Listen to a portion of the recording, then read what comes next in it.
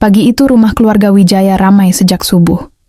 Bunga melati digantung di gerbang, kain putih berkilau memanjang dari teras sampai pelaminan.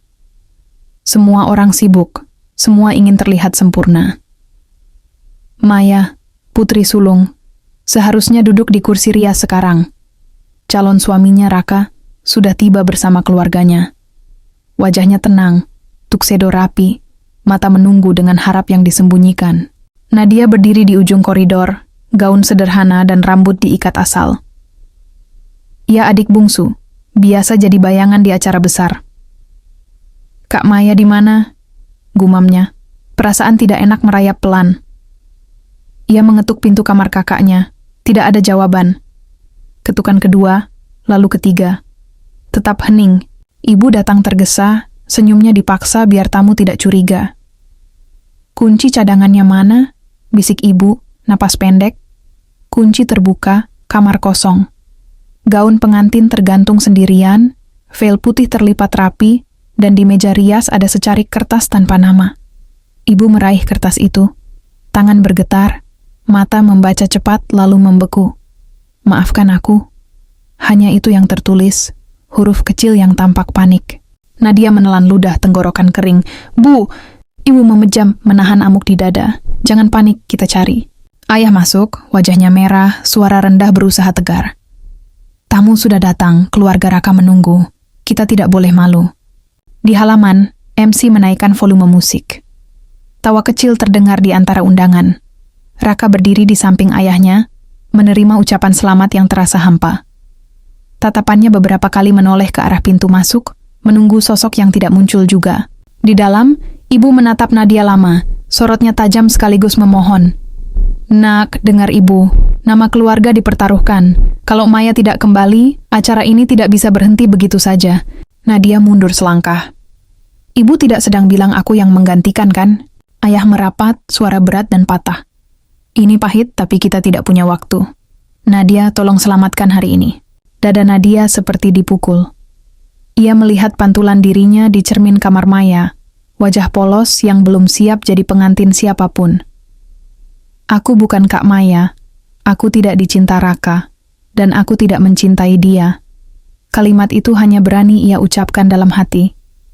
Di luar, musik berubah gempita.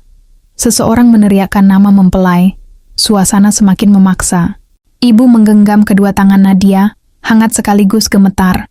Ibu tahu ini tidak adil. Tapi kalau acara ini gagal, kita hancur di mata semua orang. Tolong nak, tolong sekali ini. Nadia menunduk, air mata menetes pelan. Ia tidak pernah pandai menolak permintaan ibu. "Kalau aku setuju, hidupku berubah selamanya," pikirnya, perih seperti ditarik dua arah. Pintu terbuka. Penata rias masuk membawa kotak kecil. "Bu, waktu kita mepet." Ibu mengangguk tanpa suara. Penata rias menatap Nadia sedikit ragu. "Nona, duduklah. Kita rapikan. Gaunnya akan disesuaikan." Nadia melangkah kaku. Setiap jepit rambut yang disematkan terasa seperti keputusan yang dipaku di dinding takdir. Di halaman, MC mulai mengulur kata. Para tamu saling berbisik. Raka menatap pelaminan lalu menatap pintu lagi. Ia menarik napas panjang, mencoba menahan badai yang mengumpul di dada. Ia tidak tahu bahwa orang yang akan berjalan menemuinya bukanlah perempuan yang selama ini ia persiapkan dalam doa. Ketika pintu terbuka dan musik pengantin diputar, waktu seolah melambat. Nadia melangkah. Veil putih menutupi separuh wajah. Ibu berjalan setengah langkah di belakang. Ayah di sisi kanan. Tatapan keras menutup rapuhnya hati. Gumam tamu berubah jadi keheningan yang tebal. Raka mengernyit tipis, mencoba memastikan. Mata Nadia bergetar saat akhirnya bertemu dengan matanya. Tidak ada kata yang cukup. Hanya dua orang asing yang sama-sama diseret menuju pelaminan oleh sesuatu yang disebut kehormatan. Di bawah gemerlap dekorasi, Nadia berhenti di hadapan Raka. "Maaf," bisiknya nyaris tanpa suara. Raka menahan detik itu di dadanya, pahit dan dingin. MC memecah hening dengan senyum profesional. "Hadirin, marilah kita saksikan momen sakral ini." Nadia menutup mata sekejap. Dalam gelap yang singkat ia berdoa. "Tuhan, kalau ini takdir, ajari aku bertahan." Lalu ia membuka mata, berdiri lebih tegak, meski lututnya bergetar. Hari bahagia resmi berubah bencana. Dan dari sana cerita mereka dimulai. Suasana di ruang keluarga menegang. Pintu kamar Maya sudah terbuka lebar, gaun pengantin tergantung tanpa pemilik. Para kerabat saling berbisik, beberapa tamu mulai curiga mengapa acara tidak juga dimulai. Ibu berjalan mondar-mandir, wajah pucatnya ditutupi make-up tebal. Ayah duduk di kursi rotan, kepala dipegang erat, seakan menahan amarah yang bisa meledak kapan saja. "Nadia," suara ibu terdengar serak. "Kamu satu-satunya harapan kita sekarang." Nadia berdiri kaku di sudut ruangan, mata sembab. "Ibu, aku tidak bisa. Aku bukan Kak Maya." Ayah menoleh, sorot matanya keras. "Kita tidak punya pilihan. Kalau tamu tahu Maya kabur, keluarga ini akan dipermalukan. Bisnis kita bisa hancur, nama kita jadi bahan ejekan. Kamu mau lihat itu terjadi?" Nadia menutup mulutnya dengan tangan, dadanya naik turun. Seumur hidup, ia selalu jadi adik yang menurut. Tapi kali ini, taruhannya adalah masa depan. "Kenapa aku yang harus menanggung semuanya? Kenapa selalu aku yang harus berkorban?" Suaranya pecah, namun hanya jadi bisikan. Ibu menggenggam tangan Nadia, matanya memohon. "Nak, demi keluarga, ibu janji, suatu hari kamu akan mengerti." Air mata Nadia jatuh. Ia melihat gaun pengantin yang tergantung di dinding, putih bersih, dingin, dan asing. Perlahan ia mengangguk, meski tubuhnya gemetar. "Baiklah, tapi jangan salahkan aku kalau aku tidak bisa membahagiakan dia."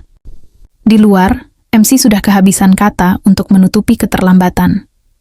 Raka berdiri di pelaminan, kening berkerut.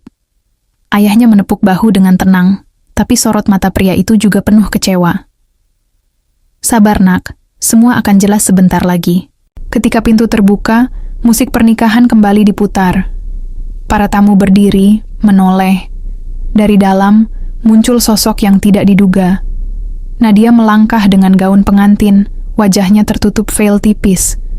Senyum paksa terlukis di bibir, tapi matanya basah. Ibu berjalan di belakang, ayah menyambut tamu dengan kepala tegak, seolah semuanya normal. Raka mengernyit, jantungnya berdegup keras. Saat jarak makin dekat, ia sadar perempuan di depannya bukan Maya. Bibirnya mengatup kaku. Apa yang terjadi ini? Batinnya bergemuruh. Namun semua mata tertuju padanya, menunggu ia menerima takdir yang dipaksa. Ijab kabul pun berlangsung. Suara Nadia bergetar ketika menyebut janji, air matanya jatuh di atas buku nikah. Raka mengucapkan lafaz dengan suara keras, meski dadanya penuh bara. Tamu bersorak, musik menggelegar, seakan semua bahagia. Tapi di tengah sorak-sorai itu, dua hati sama-sama hancur. Nadia terisak diam-diam di balik veilnya, dan Raka berdiri kaku, merasa hidupnya dipermainkan. Hari itu, sebuah keputusan menghancurkan lahir, yang akan mengubah jalan hidup mereka selamanya. Bab tamu undangan bertepuk tangan, sebagian bersorak riang, seolah tak ada yang aneh dengan prosesi itu. Musik gamelan mengalun, pelaminan bersinar oleh lampu-lampu. Namun bagi Nadia dan Raka, semua itu terasa seperti panggung sandiwara. Nadia duduk di samping Raka dengan gaun pengantin yang terasa terlalu berat. Jantungnya berdentum tak karuan, air matanya masih berusaha ia sembunyikan. Ia melirik ke samping, Raka menunduk kaku. Rahangnya mengeras menahan gejolak yang tak terucap. "Maafkan aku," bisik Nadia pelan, nyaris tak terdengar. Raka menoleh sekilas, sorot matanya tajam bercampur kecewa. "Seharusnya bukan kamu yang ada di sini," jawabnya dingin. Kata-kata itu menusuk Nadia dalam-dalam. Ia ingin berlari, ingin membuka veil dan teriak bahwa ia bukan Maya. Tapi tatapan ayah dan ibu dari kejauhan membuatnya membeku. Mereka tersenyum kaku di hadapan tamu, menyembunyikan gemetar di balik wajah tegas. Di luar sana, para tetangga berbisik. "Kenapa bukan Maya?" tanya satu. "Itu adiknya kan?" sahut yang lain. Gosip mulai menyebar pelan, meski tertutup riuh pesta. Saat sesi foto dimulai, Nadia berusaha tersenyum. Tapi setiap kali kamera menyorot, air mata yang ia tahan selalu ingin pecah. Raka berdiri di sampingnya tanpa senyum, tubuhnya kaku. Setiap kilatan lampu kamera, hati mereka terasa semakin terbelenggu. Malam semakin larut. Setelah semua tamu pulang, rumah besar itu terasa kosong. Nadia masih duduk di kursi pelaminan, gaunnya lecek, wajahnya kusut. Raka berdiri tidak jauh, menatap kosong ke arah halaman. "Kamu tahu," suara Raka akhirnya pecah. "Aku menunggu Maya. Aku mempersiapkan semuanya untuk dia. Tapi yang duduk di sini justru kamu." Nadia menunduk, air mata jatuh tanpa bisa ditahan. "Aku tidak mau ini terjadi, Raka. Aku pun terpaksa. Aku hanya ingin menyelamatkan keluargaku dari malu." Raka menghela napas panjang, suaranya serak. "Mungkin kita berdua sama-sama korban." Keheningan panjang menyelimuti. Mereka duduk berjauhan, dua orang asing yang baru saja dipaksa menyatu dalam ikatan sakral. Di luar, sisa lilin pesta masih berasap. Bunga layu menunduk, seakan ikut merasakan pahitnya malam itu. Itulah awal dari sebuah pernikahan yang tidak dimulai dengan cinta, melainkan dengan air mata. Rumah besar yang tadi siang penuh tawa kini hening. Sisa bunga masih berserakan di lantai. Kursi-kursi kosong berdiri tanpa arti. Di kamar pengantin, lampu temaram menyala, gaun putih tergantung lusuh di kursi. Nadia duduk di tepi ranjang, tubuhnya gemetar, wajah masih basah oleh air mata. Raka berdiri di dekat jendela, jasnya terlepas, belangkon ia letakkan di meja. Ia menatap keluar, seolah ingin mencari jalan keluar dari takdir yang menjeratnya. Suasana dingin, tidak ada sepatah kata pun.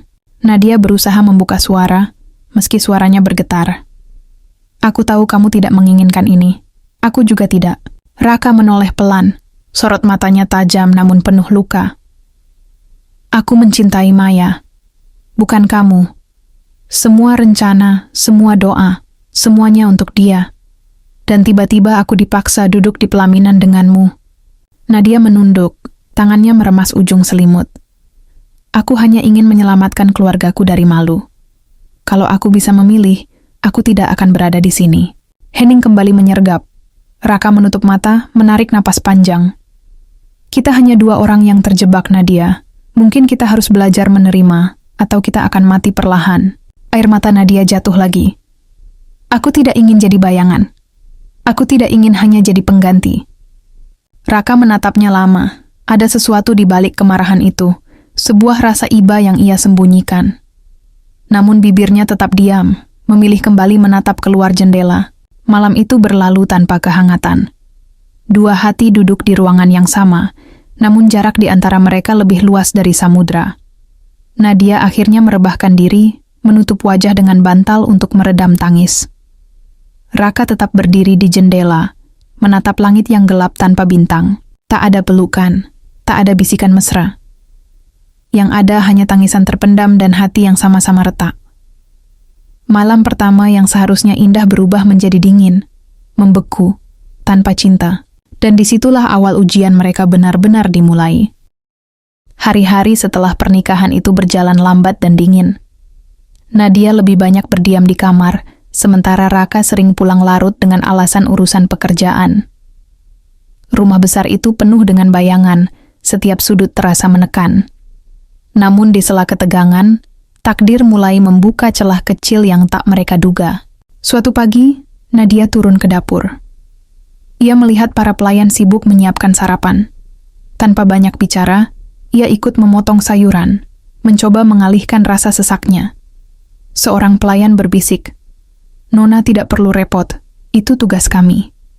Nadia tersenyum tipis. Kalau tanganku diam, kepalaku makin kacau.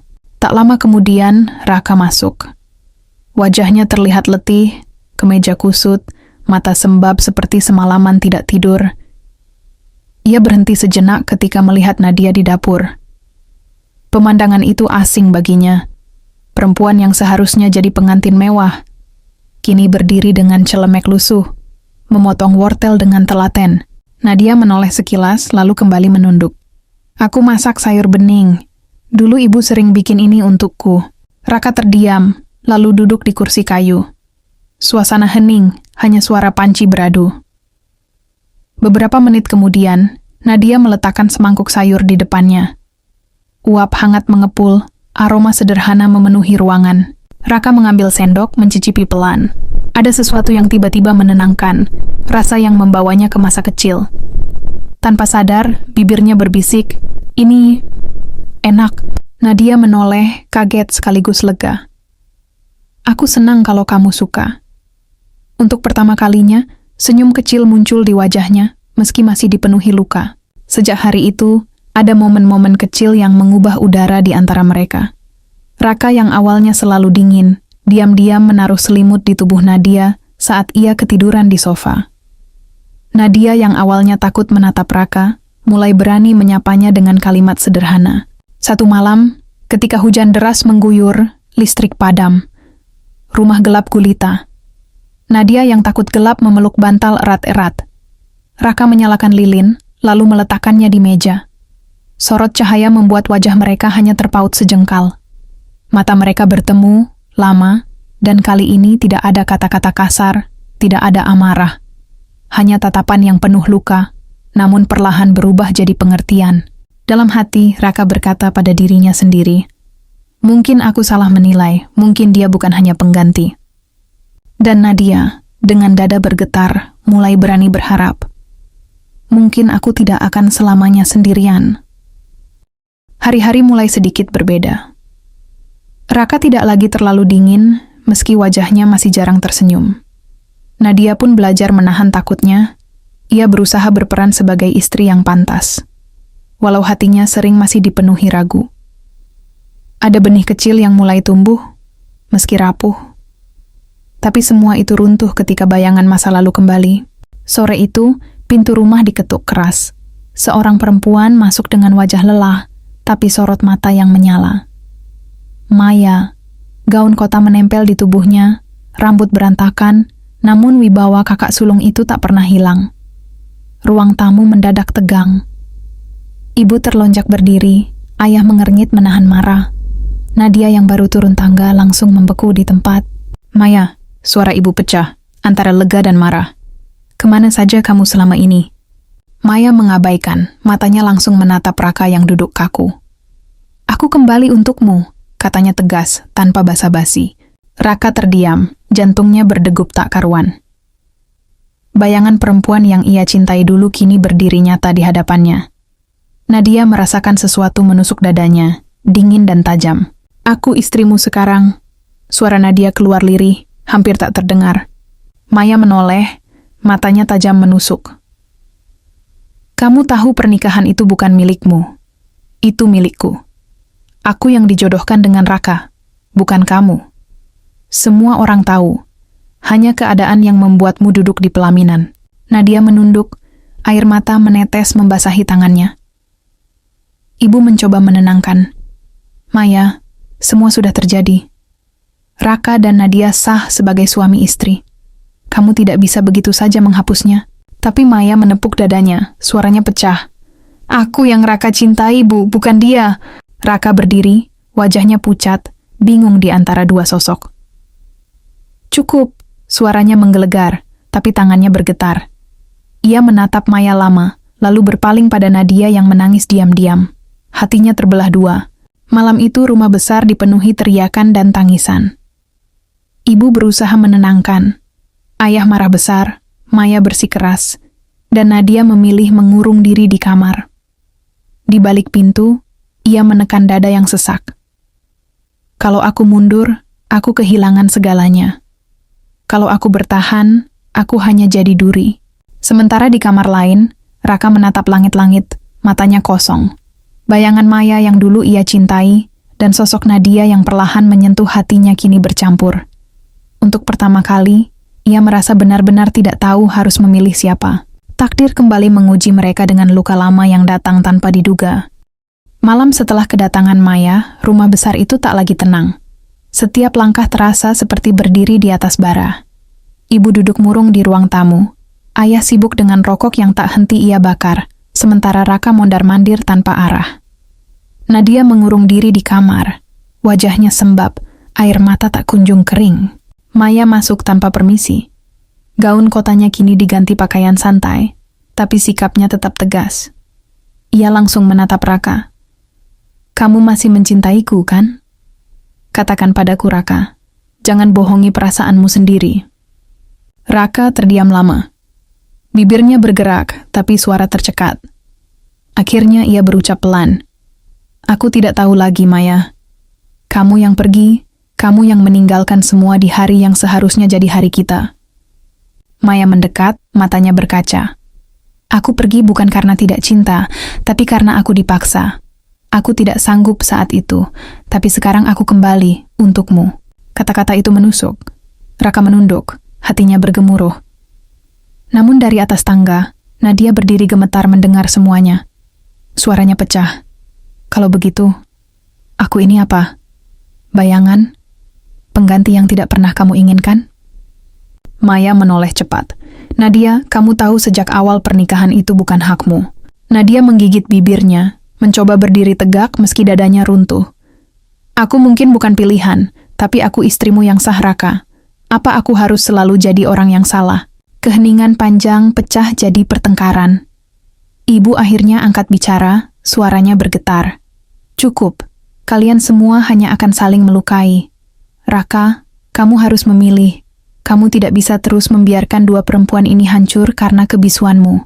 Raka berdiri di tengah, kepalanya tertunduk, air mata jatuh tanpa bisa ditahan.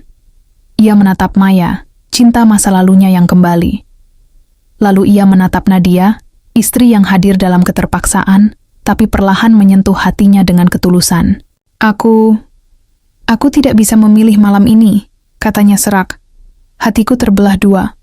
Aku butuh waktu. Maya memalingkan wajah, kecewa. Nadia menutup mulutnya menahan isak. Malam itu, semua orang kembali ke kamar masing-masing dengan hati yang lebih hancur daripada sebelumnya. Tak ada jawaban, hanya pertarungan hati yang makin membakar. Dan di balik semua itu, takdir seolah menunggu saat yang tepat untuk menjatuhkan keputusan akhir. Sejak malam itu, suasana rumah semakin panas. Maya tidak lagi menyembunyikan niatnya. Setiap hari ia mendekati Raka, mencoba mengingatkan kembali kenangan mereka. Nadia hanya bisa menatap dari jauh. Dada sesak setiap kali melihat bayangan kakaknya berdiri begitu dekat dengan suaminya. Pagi itu, Maya duduk bersama Raka di taman belakang. Suaranya lembut, tapi penuh desakan. Raka, berhentilah berpura-pura. Kamu masih mencintaiku. Aku bisa lihat dari tatapanmu. Tinggalkan semua ini. Mari kita mulai lagi. Raka menatap tanah, jemarinya meremas kursi. Maya, semuanya sudah berbeda. Aku tidak bisa menghapus fakta bahwa aku sekarang suami Nadia. Maya mengangkat wajahnya, matanya tajam. Pernikahan itu dipaksakan, semua orang tahu. Hanya karena keadaan, kamu terjebak dengannya. Tapi hatimu milikku, Raka, jangan menyangkalinya. Di balkon lantai 2, Nadia berdiri dengan tubuh bergetar. Ia mendengar setiap kata, dan itu cukup untuk mematahkan sisa harapannya. Malam itu, Nadia mendekati Raka di kamar dengan suara lirih. Aku tidak akan memaksamu lagi. Kalau hatimu memilih Maya, aku akan mundur. Raka menoleh cepat, wajahnya pucat. Jangan bicara begitu. Nadia tersenyum getir, air matanya jatuh. Aku sudah cukup jadi luka untukmu, Kak Maya, dan keluarga ini. Mungkin aku hanya kesalahan yang dipaksa jadi kenyataan. Raka terdiam, dadanya sesak. Ia ingin berkata bahwa Nadia salah, tapi lidahnya keluh. Yang ia tahu, sejak Nadia masuk ke dalam hidupnya, ada cahaya kecil yang berbeda, meski lahir dari keterpaksaan. Keesokan harinya, ketegangan memuncak. Maya memanggil keluarga besar, menyatakan bahwa ia ingin mengambil kembali tempatnya. Ayah memukul meja keras, suaranya meledak. Kamu pikir pernikahan itu permainan? Sah sudah sah, Maya. Kamu yang kabur, kamu yang meninggalkan. Sekarang kamu mau merebut lagi? But, Maya menangis tapi tetap keras kepala. Aku hanya ingin apa yang seharusnya milikku. Ibu memegang kepala, menangis. Nadia berdiri di pojok ruangan, wajah pucat, tangan gemetar. Sementara Raka berdiri di tengah, dikelilingi dua perempuan yang menuntut hatinya, dan keluarga yang menuntut keputusan. Semua mata menatapnya. Raka menunduk lalu mengangkat wajah dengan air mata mengalir. Aku harus memilih. Ruang itu mendadak sunyi, udara menegang. Semua menunggu kata yang keluar dari bibirnya. Tapi sebelum ia sempat bicara, suara isak Nadia terdengar lebih dulu. Apapun pilihannya, aku ikhlas. Dan kalimat itu membuat semua orang terdiam lebih lama dari sebelumnya. Hari itu, rumah besar keluarga Wijaya dipenuhi wajah-wajah tegang. Kursi-kursi disusun rapi seperti sebuah pertemuan resmi, namun udara di dalam terasa berat, seolah setiap orang menahan napas. Di tengah ruangan, Raka berdiri dengan jas hitamnya, wajah pucat, mata merah karena semalaman tidak tidur. Di satu sisi berdiri Maya, cantik dengan gaun sederhana, meski sorot matanya penuh ambisi. Di sisi lain, Nadia duduk dengan kebaya putih, tubuhnya gemetar, air mata tak henti membasahi pipi. Ibu memegang dada, ayah bersedekap, dan para kerabat hanya berani saling pandang. Raka mengangkat wajahnya, suaranya bergetar. Aku tidak pernah meminta semua ini. Aku mencintai Maya, tapi aku juga tidak bisa menyangkal bahwa Nadia sudah menjadi istriku. Dia ada di sisiku ketika semua orang pergi. Dan di antara semua luka, dia yang mencoba bertahan. Maya melangkah maju, matanya berkaca. Kalau cinta itu masih ada, Raka, jangan bohongi dirimu. Kamu tahu siapa yang benar-benar kamu inginkan.